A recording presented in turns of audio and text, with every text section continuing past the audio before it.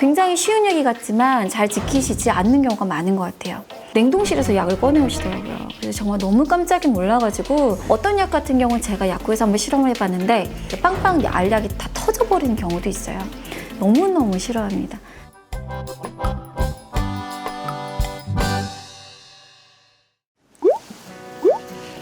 여러분 안녕하세요. 그동안 잘 지내셨어요? 저는요 요즘 날씨가 너무너무 좋잖아요. 근데 맨날 이제 약국이랑 집만 정말 왔다 갔다 하고 약국에서도 정말 하루 종일 밥 먹는 시간 빼고는 마스크를 쓰고 있으니까 그게 너무 답답하더라고요. 이 좋은 날씨에.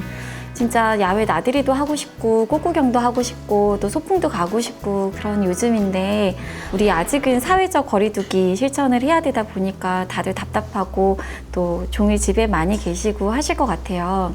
그래도 지금 온 국민이 다 같이 노력하고 있는 시점에서 코로나 이겨내고 하루빨리 모두가 편안한 일상으로 돌아가 계시면 좋겠어요. 제가 지난번에 단골 약국, 단골 약사 좀 만들어 보시라고 추천을 드렸었는데 어떻게 근처 약국에 문을 두드리셨을까요? 좀 친해지셨는지 궁금해요. 그래서 만약에 아직까지 못 친해지셨다면 앞으로 또 기회가 많으니까 좀 친해지시면 좋겠습니다.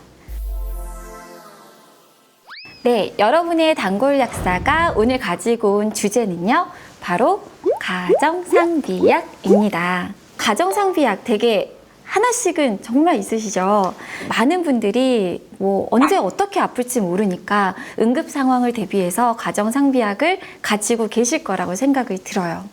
이렇게 자기 몸에 일어나는 조금만 변화들을 잘 인식을 해서 내 몸을 보다 건강하게 만들려는 노력을 최근에는 자가치료, 셀프 메디케이션이라고 하는데요.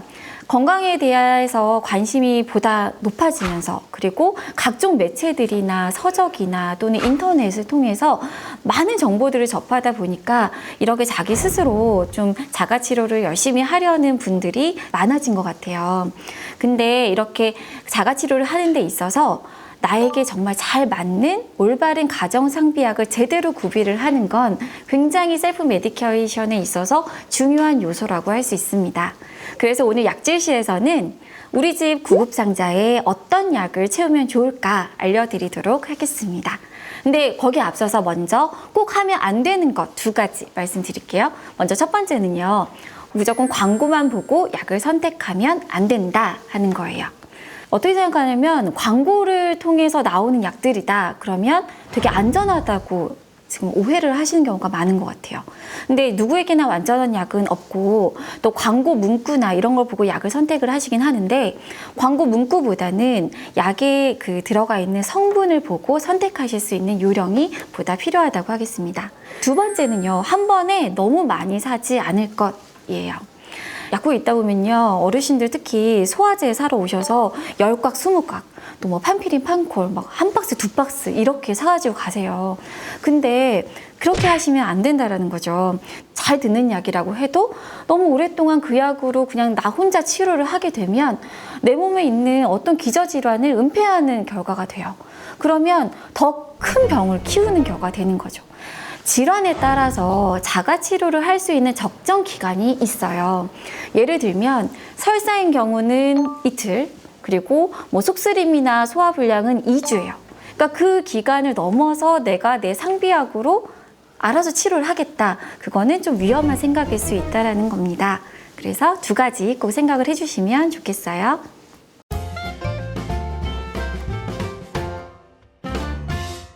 그래서 이 7가지, 제가 알려드린 7가지는 이 정도는 가정상비약으로 되게 좀 가져다 두시면 도움이 될 것 같다는 생각이 들어요. 첫 번째는 해열 진통제. 뭐 갑자기 뭐 생리통이나 편두통 때문에 힘들 수도 있죠. 그 머리가 아프면 정말 하루 종일 아무것도 못하는 경우들도 많잖아요. 그리고 또 아이들이 있는 집에서는 꼭 필요하죠. 해열제 필요합니다. 네, 2번째는 해열제만큼 많이 찾게 되는 감기약이요. 감기약, 이제 뭐 겨울에만 걸린 게 감기가 아니죠. 1년 내내 언제든 걸릴 수 있는 게 감기고 또 여기 더불어서 뭐 계절적으로 알러지가 있는 분이다라면 감기약뿐만 아니라 알러지약도 구비를 하면 좋을 것 같습니다. 네, 3번째는 급체했을 때 급체하면 사실 되게 뭐 어지럽고요. 뭐 토하려고 하는 경우도 있고요. 또 협심증이나 이제 기저질환 있는 분들은 좀 호흡도 곤란할 수 있거든요. 소화제 필요합니다. 그 네 번째는 속쓰림이나 뭐 구역구토, 위산 역류 등에 대비할 수 있는 제산제 필요하죠. 다섯 번째는 설사가 있거나 장에 탈이 났을 때 사용할 수 있는 지사제 필요합니다. 댁에서 화상을 입으셨거나 아니면 크게 뭐 칼에 베어서 다쳤는데 지혈이 잘 안 된다거나 이럴 때에 대비해서 외상에 대비한 각종 드레싱 제제 필요할 수 있고, 마지막으로 파스 제제들 여기저기 쑤시고 아픈 분들 많으시죠. 아침에 일어나는데 허리 아파서 잘 일어나지 못하는 경우 있어요. 그럴 때 대비해서 파스 정도 구비해 놓으시면 좋을 것 같습니다.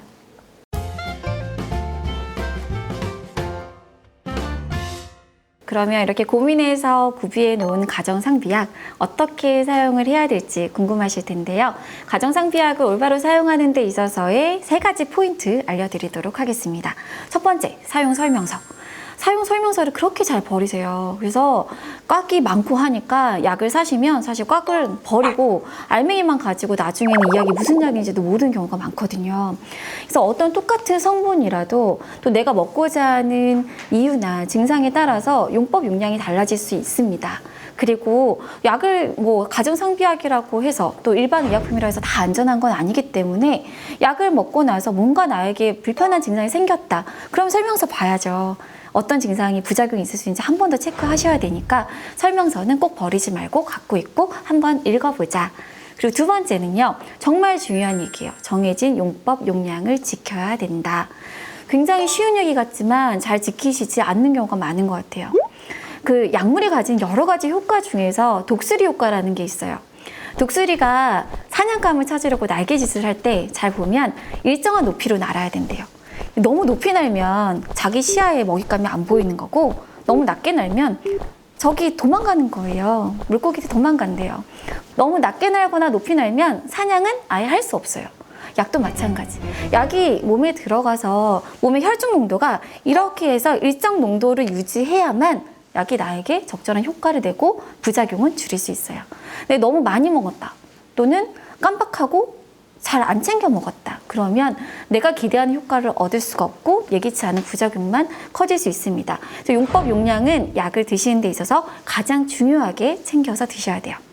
자, 세 번째, 이것도 정말 중요한데요. 약을 드실 때 뭐랑 드세요? 물이랑 드셔야 돼요. 자, 물이랑 드셔야 되는 첫 번째 이유는 뭐냐면 약이 물에 녹아요. 물에 녹아야 우리 몸에 들어갈 수가 있잖아요. 그쵸? 어떤 약 같은 경우는 제가 약국에서 한번 실험을 해봤는데 물에 넣고 우유에 넣었어요. 그랬더니 물에 넣은 거는 한 5분도 안 돼서 사르르 녹는데 우유에 넣은 거는 서너 시간 지나도 변화가 없는 거예요. 약을 만들 때 이제 약을 만든 사람들이 물에 잘 녹는 약인지를 보고 만들게 되어 있거든요. 그래서 함부로 뭐 주스, 뭐 콜라, 커피, 우유 이런 음료들이랑 약을 드시는 습관이 있으시다, 그러면 당장 버리시고 약은 물이랑 드셔야만 됩니다.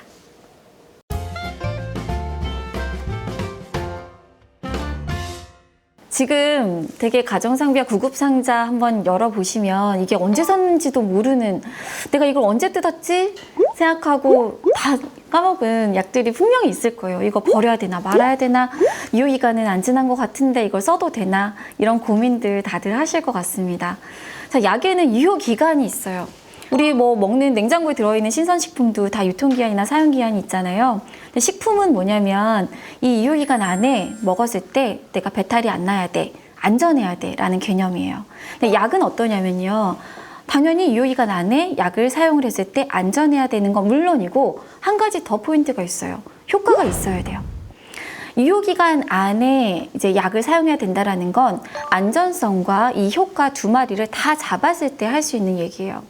근데 참 이 사용기한을 지킨다는 거, 사실 약마다 고유의 물리적, 화학적 특성들이 있기 때문에 이거를 사용기한을 명시한다는 게 쉽진 않아요. 사실 개봉 전에 의약품들은 이제 제약회사에서 여러 가지 시험을 거쳐서 보통 제조를 하고 나서 2, 3년 정도 유효기간이 있습니다. 물론 더 짧은 것도 있고 이제 5년 이상으로 길게 나오는 약도 있어요.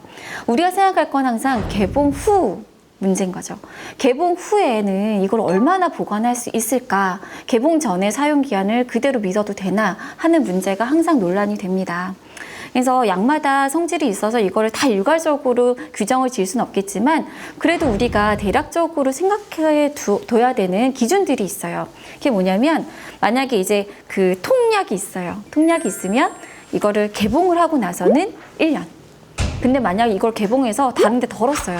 그러면 6개월. 그래요.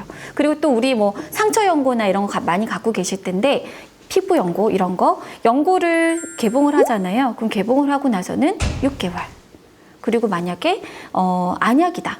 안약이나 또는 안연고 또는 코에 뿌리는 뭐 전비제나 귀에 넣는 점이액 이런 거 같은 경우는 개봉하고 한 달입니다. 그리고 우리가 조제해서 여러 가지 약들을 혼합해서 포장해 온 약이나 또 뭐 가루약 같은 게 있을 수가 있는데 그거는 이제 조제 후 처방 전에 사용 기한까지 우리가 사용할 수 있다고 봐야 돼요.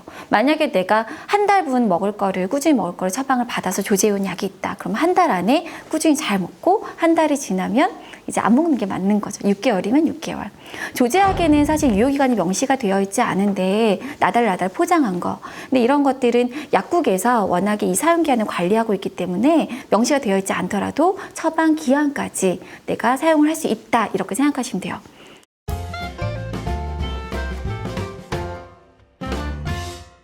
약을 도대체 어디에 보관하고 계실까? 제가 언제 한번 환자분 상담을 드리나 어르신 이제 그 댁에 한번 방문한 적이 있는데 냉동실에서 약을 꺼내 오시더라고요. 그래서 정말 너무 깜짝 놀라가지고 제가 냉동실에 있는 거 다 꺼내가지고 약을 정말 한바탕 다 분리를 해드리고 온 적이 있어요. 동네 사는 어르신이었는데 정말 이게 댁에서 냉장고 열었는데 약이 있다 이런 경우 되게 많으실 것 같아요. 물론 냉장 보관을 해야 되는 약도 있지만 약을 보관하는 데 있어서 약이 제일 싫어하는 거 3가지가 있어요. 첫 번째는 습기예요. 무엇보다 습기를 너무너무 싫어합니다. 습기를 먹으면 약이 정말 한 일주일 장마철에 포장해 놓은 약인데 빵빵 알약이 다 터져버리는 경우도 있어요. 그러니까 약은 건조한 곳에 보관을 해야 됩니다. 습도 기준으로 하면 60도 이하, 60% 이하로 보관하는 게 좋아요. 두 번째는 직사광선이에요.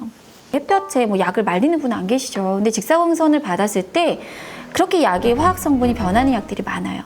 그러니까 시럽은 정말 층이 생기거나 침전물이 생기는 경우는 기본이고 알약 같은 경우는 변색이 잘 됩니다. 그래서 직사광선은 피해서 우리가 약을 보관해야 돼요. 세 번째는 약이 고열에도 약해요. 보통 상온에 보관하라고 하잖아요. 그래서 25도씨 이하에 보관하는 게 가장 약에는 최적의 상태라고 봐야 돼요. 그래서 꼭 온도에 예민한 약이라면 우리가 냉장 보관을 해야 되지만 그렇지 않은 경우라면 상온에 또 직사광선을 피해서 서늘한 곳에 보관하시는 게 가장 좋습니다. 요즘에 안전용기랑 이런 게 잘 되어 있어요. 그렇지만 아이들 있는 집에서는 안전사고가 아직도 많이 일어나고 있습니다. 아이들이 있는 곳에서는 아이들 손이 닿지 않는 곳에 안전하게 보관해 주시고요. 약을 잘 보관했다가 개봉할 때는 약이 보관된 곳에다가 네임펜 하나 갖고 구비를 해 놓으세요. 그래서 개봉할 때는 약을 항상 이제 언제 개봉했는지 날짜도 적어 놓으시고 그렇게 보관을 하시는 게 좋을 것 같습니다. 네, 오늘 가정상비약에 대해서 알아본 시간이었습니다. 어떠셨어요? 조금이라도 도움이 되셨으면 정말 좋겠습니다. 급할 때 찾게 되는 상비약이에요. 급할 때 너무 급하다고 구비조차 급하게 할 필요는 없잖아요. 보다 신중하게 나에게 맞는 상비약을 잘 챙겨 두셔서 우리 정말 아플 때 내 몸을 지킬 수 있도록 상비약을 잘 보관도 하고 사용도 잘 하시는 여러분이 되시면 좋겠어요. 오늘 영상이 마음에 드셨다면 좋아요, 구독 꼭꼭 눌러주세요. 우리 다음 시간에 또 만나겠습니다. 그때까지 안녕히 계세요.